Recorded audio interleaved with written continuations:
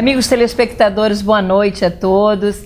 Com a presença do deputado Gerson Berger, do jornalista Pedro do Couto, que está retornando ao programa Eu e Você. Estamos novamente no ar e esperamos que os assuntos de hoje sejam do agrado de todos. Nós vamos falar sobre o sistema falido de transportes no município do Rio de Janeiro, o caos no trânsito. Traremos um especialista falando em diabetes e também abordaremos a questão da Comissão de Direitos Humanos da Câmara Federal, principalmente as infelizes declarações de seu presidente, o deputado Marco Feliciano. E o nosso Gerson Berger, no final, trará para vocês uma sensacional historinha. Aguardem! Mas ao iniciar o programa de hoje, nós não poderíamos deixar de fazer um rápido comentário sobre uma notícia que causou grande estardalhaço na mídia, que diz que todos aqueles que jogarem lixo nas ruas do Rio receberão pesadas multas, que vão de R$ 157 para quem jogar uma simples latinha de refrigerante até 3.000 para quem despejar entulho. Na verdade, o que o prefeito quis mais uma vez foi aparecer. Ele sabe que colocar esta lei em prática, que é de 2001, será muito difícil, pois não possui efetivo fiscalizatório que possa dar conta da demanda. E mais, o que a prefeitura precisa, acima de tudo, é fazer a sua parte, ou seja, campanhas educativas, reciclagem do lixo, pois hoje somente 0,27% do lixo do nosso município é reciclado. E mais, aumentar significativamente o número de lixeiras que hoje no Rio de Janeiro não passam de 30.000 papeleiras. E tenham certeza, amigos, que elas estão instaladas apenas na Zona Sul, Barra e Centro. Nos subúrbios cariocas, raramente aparecem. Os moradores estão esquecidos. Conscientizar a população da necessidade de manter a cidade limpa, que é considerada a mais suja do Brasil, é muito importante e urgente. Mas eu tenho certeza que a questão não será resolvida, viu, Gerson e Pedro, com a aplicação de multas, mas sim com campanhas educativas direcionadas para o cidadão. Claro, Tereza, que alguma coisa precisa ser feita. E concordo com você de que a solução está na educação do cidadão. Pela proposta do prefeito, 500 agentes entre guardas municipais, fiscais da Colube, apoiados pela PM, farão essa fiscalização. É ridícula a proposta pelo número insignificante de agentes, especialmente porque não possuem nenhuma capacitação, a começar pela Guarda Municipal, que fica parada em grupos, mas totalmente alheia ao que se passa em volta, somente conversando fiado. É isso mesmo. Problema grave do lixo, mas não se resolve com multas nem com a mobilização da Guarda Municipal, como se disse aqui o deputado Gerson Berger, sem ter uma atuação concreta na realidade urbana. Ou seja, manter a cidade limpa, que é o que é indispensável ao nível de saúde pública, porque há o foco de sujeira, a existência de lixo à torta e à direito, são fatores negativos à saúde humana. Olha, Gerson e Pedro, a cidade nunca esteve tão suja, mas eu também atribuo isto à Conlurb, porque a Conlurb já foi uma das empresas mais bem avaliadas da cidade e hoje os seus serviços estão deixando muito a desejar, mas limpeza, não tenham dúvida, é essencial para a cidade. Mas tem tanta coisa que a nossa cidade precisa e que incomodam o cidadão que aqui vive. E uma destas questões que atormenta a vida do carioca é a situação do péssimo sistema de transporte público. O trabalhador é obrigado a acordar de madrugada para poder chegar cedo ao trabalho. À noite, no retorno para casa, passa 2, 3 horas preso nos congestionamentos. E quando chega em casa, chega esgotado, não somente pelas suas atividades profissionais do dia de trabalho, mas principalmente pela má qualidade do transporte e estresse provocados pelo tempo que ficou preso no trânsito. E veja, Gerson, isto acontece com todo mundo, quem viaja de ônibus, de van ou mesmo de carro. A Ilha do Governador, dependendo do local, eu diria que fica logo ali, a pouco mais de 20 quilômetros de distância da cidade. Pessoas amigas minhas que moram por lá afirmam que chegam a gastar 3 horas na hora do rush para chegar ao centro. Acho que a solução para as grandes metrópoles é sem dúvida o metrô, mas no Rio de Janeiro sua expansão caminha a passos muito lentos. Somente 5,5% do total de passageiros faz uso do metrô. Mesmo assim, viajando num total desconforto, sem ar-condicionado que vive quebrado e os passageiros amontoados uns sobre os outros, muitas vezes parados por longo tempo nas estações por conta até mesmo de defeitos operacionais. Com apenas 2 linhas e sem rede, quando as portas se abrem, vocês podem imaginar, é um corre-corre de homens e mulheres, crianças, idosos, muitas vezes se atropelando na ânsia de conseguir um bom lugar. De qualquer maneira, apesar de transportar diariamente, em média, 650 mil passageiros, é muito pouco, o metrô é sem dúvida o transporte mais eficaz, mas precisa ser ampliado no nosso Rio de Janeiro. O governo do estado já está aí trabalhando a linha 4, que brevemente chegará à Barra, mas ainda é muito pouco. Sua ampliação tem que ser prioridade número 1, vocês não acham? Saiba, Tereza, saiba, amigo Pedro, nada mais, nada menos que 70% da população viaja de ônibus que atravancam as ruas com 12 mil veículos municipais. Diga-se de passagem, muito mal distribuídos. Se a Zona Sul tem uma frota até abusiva na Zona Norte, especialmente na Zona Oeste, a população sofre com a falta de veículos que circulam nos horários que bem entendem e sem nenhuma disciplina. E sempre as mesmas promessas da Secretaria Municipal de Transporte, dizendo que vai cobrar das empresas de ônibus mais qualidade, uma distribuição melhor dos veículos. No entanto, tudo continua na mesma. O transporte realizado pelas vans hoje atende a 17% dos deslocamentos. Para embaralhar ainda mais o trânsito, houve um aumento acentuado da frota de carros nos últimos 3 anos. Aproximadamente 230 mil veículos foram parar nas ruas do Rio de Janeiro. Devendo-se esse crescimento à facilidade com que hoje se compra um automóvel e até a redução do IPI concedido pelo governo federal. Se a frota continuar crescendo do jeito que está, em 2018 teremos um carro para cada 2 cariocas. Já imaginaram o caos que se criará na cidade? Sugiro que os nossos chefes do executivo pensem na questão desde já, pois a Copa do Mundo e os Jogos Olímpicos estão aí. E os deslocamentos no Rio de Janeiro ficarão iguais ou piores que em São Paulo. Uma tragédia, podem ter certeza. Você ouviu, Tereza? Ouviu, Pedro? E agora?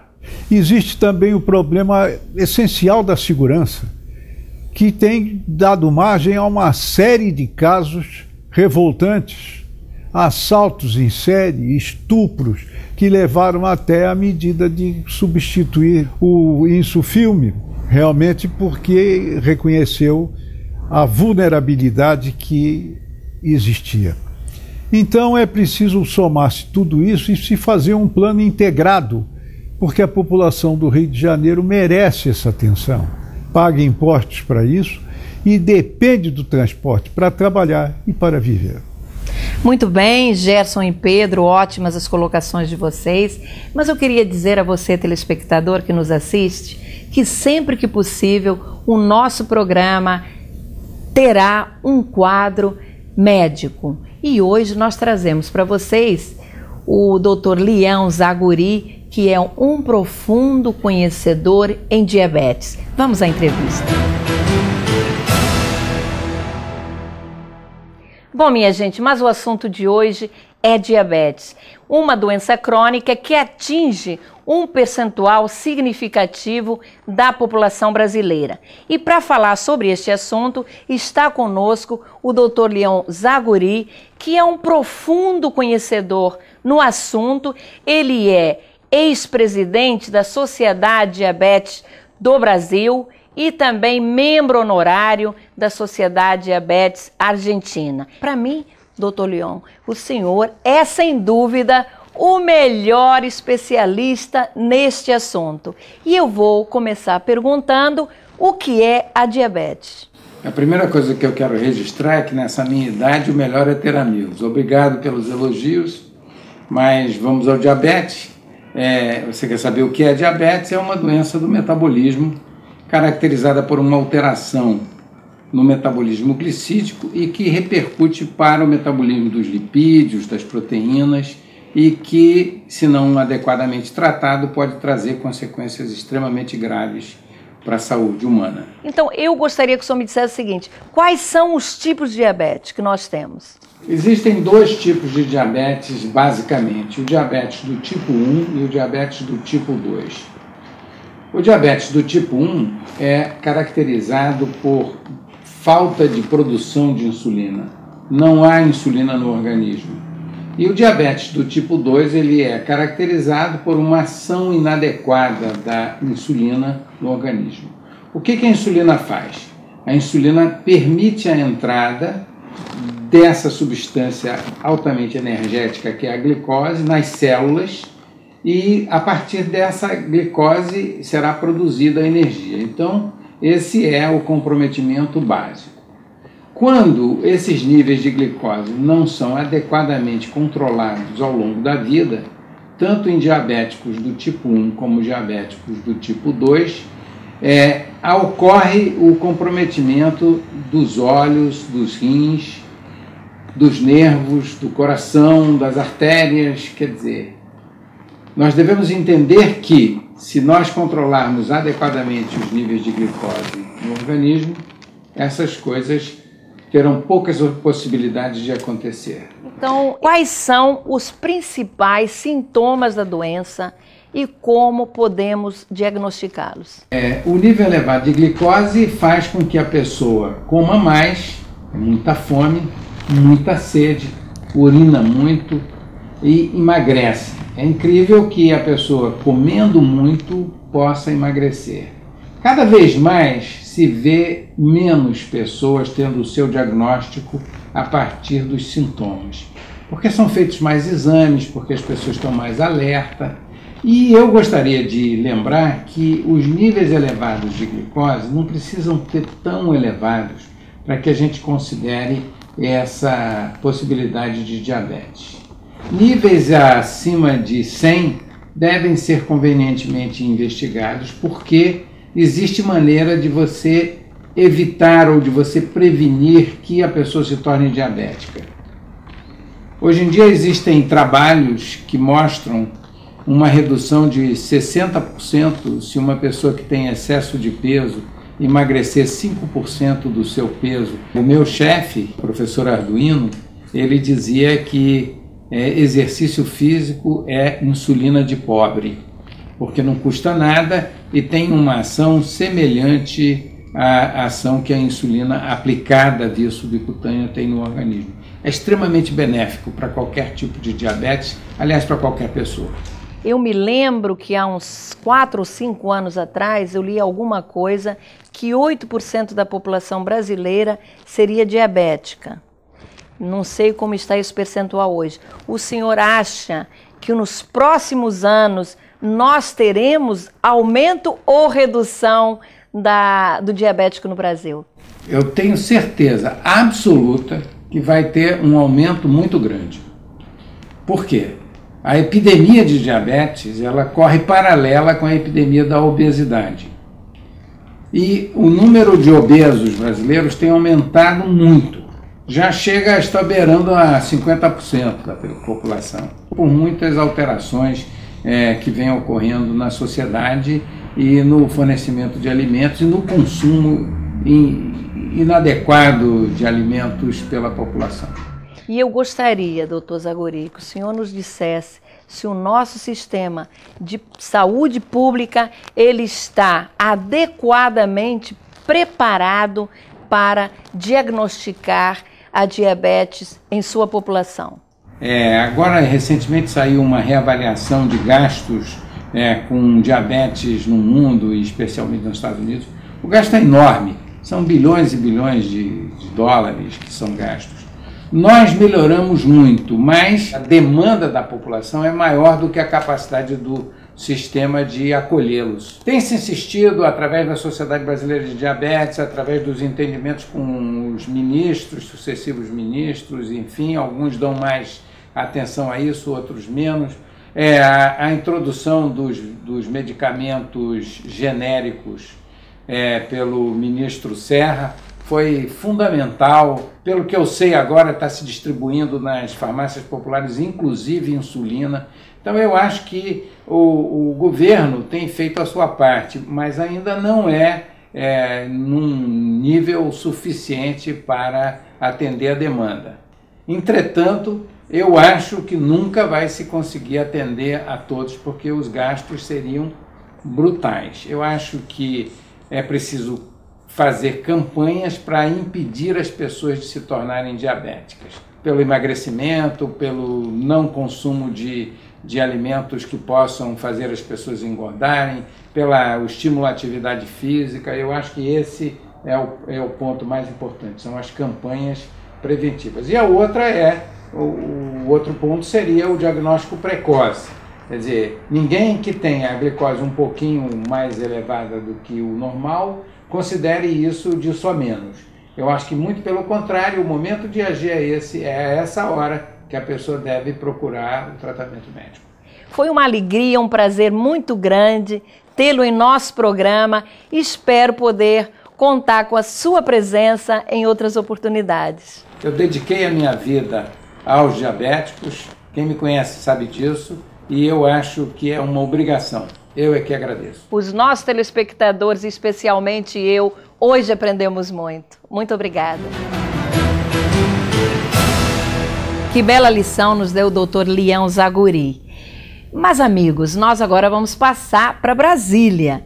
E eu confesso aos senhores e a vocês, Gerson e Pedro, que havia prometido a mim mesma não comentar a vergonha que há mais de um mês tomou conta da Câmara Federal, envolvendo a Comissão de Direitos Humanos, que é presidida pelo deputado Marco Feliciano, que tem sido quase que diariamente o assunto principal na mídia.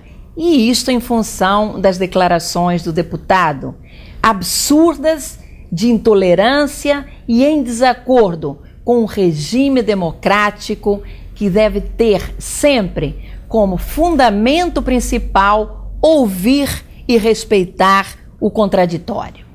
A minha crítica principal, sou muito sincera, não é ao deputado Feliciano, mas sim aos líderes partidários que o elegeram presidente da Comissão de Direitos Humanos, mesmo sabendo dos valores defendidos por ele e também pelo segmento religioso ao qual pertence. O preconceito e a discriminação são crimes previstos na lei. E se ele é preconceituoso e discriminador, por que não é punido? Imunidade parlamentar? Eu acho que está na hora também de acabar com este privilégio. Se confirmado tudo que se tem falado na mídia e atribuído ao deputado Feliciano, abomino totalmente suas posições. Sempre estarei na linha de frente contra qualquer tipo de discriminação, sim, seja ela homofóbica, racial ou religiosa. Especialmente no momento em que o povo judeu relembra com tanta dor o Holocausto nazista. O assassinato de 6 milhões de irmãos em câmaras de gás, entre eles 1,5 milhão de crianças vítimas, sim, da discriminação e do famigerado regime nazista. É bom lembrar sempre que não foram apenas os judeus perseguidos, mas também deficientes físicos, homossexuais, negros, comunistas, testemunhas de Jeová. Sem dúvida, este foi o maior genocídio cometido contra a humanidade e que jamais possa se repetir. E o primeiro passo, Gerson e Pedro, é dizer não ao preconceito, à intolerância, à disseminação do ódio. Também achei muito esquisita a posição do deputado Feliciano no que se refere a Deus, que é único. E ao ver suas declarações, até me pareceu não ser o meu Deus. O meu é infinitamente bom e perdoa a todos nós, seus filhos e pecadores. Feliciano diz que Deus matou o Beatle John Lennon porque ele debochou do Senhor. Matou o grupo Mamonas Assassinas no acidente aéreo porque seu líder era da Igreja Assembleia de Deus e se vendeu ao diabo. Pelo que diz a imprensa, na sua avaliação, Deus é vingativo, o que é um absurdo. Mas o maior absurdo é a mídia continuar oferecendo palanque para Sua Excelência, o deputado Marco Feliciano. Vocês não acham? Gostei de ver, Tereza. Mandou brasa. É assim que tem que ser. E eu vou resumir numa história que seria muito bom que o deputado Feliciano ouvisse. Então vamos lá. Estava o patriarca Abraão sentado na entrada de sua tenda, quando viu um homem velho e cansado se aproximar. E o velho entrou em sua tenda, onde faminto comeu até se saciar. Foi quando Abraão lhe pediu que louvasse ao Senhor pelo alimento dado a ele e a todas as criaturas. O velho friamente respondeu: desconheço o teu Deus, somente reconheço o Deus que minhas mãos modelaram. Abraão tentou convencer o velho, falando-lhe da grandeza do Senhor e sua eterna bondade. Foi quando o velho, irritado, perguntou: como ousas me desviar dos meus deuses? Não te escutarei. O que levou Abraão a expulsá-lo de sua tenda. Deus, então, lhe aparece ao Abraão e pergunta severamente: onde está o velho que veio a ti esta noite? Responde Abraão: o velho era teimoso, quis persuadi-lo que tudo correria bem se acreditasse em ti. Mas ele recusou e, zangado, expulsei-o da minha tenda. Então Deus falou: considera e reflete sobre o que fizeste. Aqui estou eu, o Deus de toda a criação. Contudo, suportei por tantos anos a descrença deste velho, que é um filho que se desviou. Vestiu, alimentei-o por tanto tempo, e quando ele procura a tua tenda só por uma noite, esqueces teus deveres de hospitalidade e o expulsas na desolação?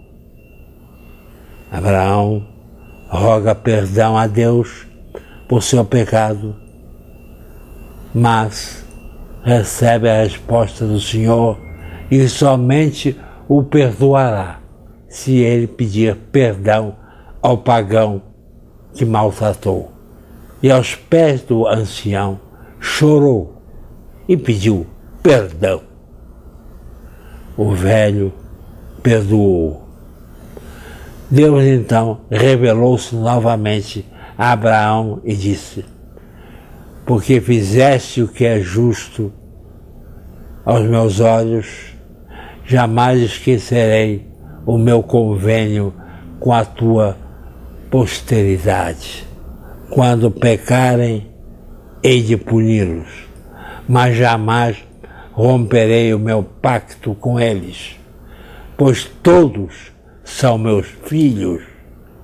Deixando claro, Teresa, que Deus é infinitamente bom e nunca abandona a nenhum de seus filhos. Isto fica uma lição a este deputado lá de Brasília. A história exemplar, aliás, contada aqui pelo Gerson Berger, deve servir de exemplo, aliás, como ele próprio assinalou, a mudança de atitude e de comportamento do deputado Marco Feliciano, cuja atuação tem sido, sem trocadilho, infeliz à frente da Comissão de Direitos Humanos. Direitos humanos requerem tolerância, convivência com o contraditório, aceitação de posições antagônicas àquelas que a pessoa defende. O deputado Marco Feliciano tem radicalizado o seu comportamento à frente da comissão e, em vez de ampliar os horizontes dos direitos humanos, tem restringido. Um absurdo completo. Que bela história, Gerson, mas eu tenho que dizer, valorizada pela maneira como você a contou. Bom, o nosso tempo acabou. Obrigada, Pedro, pela volta, pela participação no programa. A você, Gerson, também o nosso agradecimento, mas o agradecimento maior a você, telespectador. No próximo domingo, nós vamos estar juntos aqui na CNT, às 8 horas da noite. Até lá!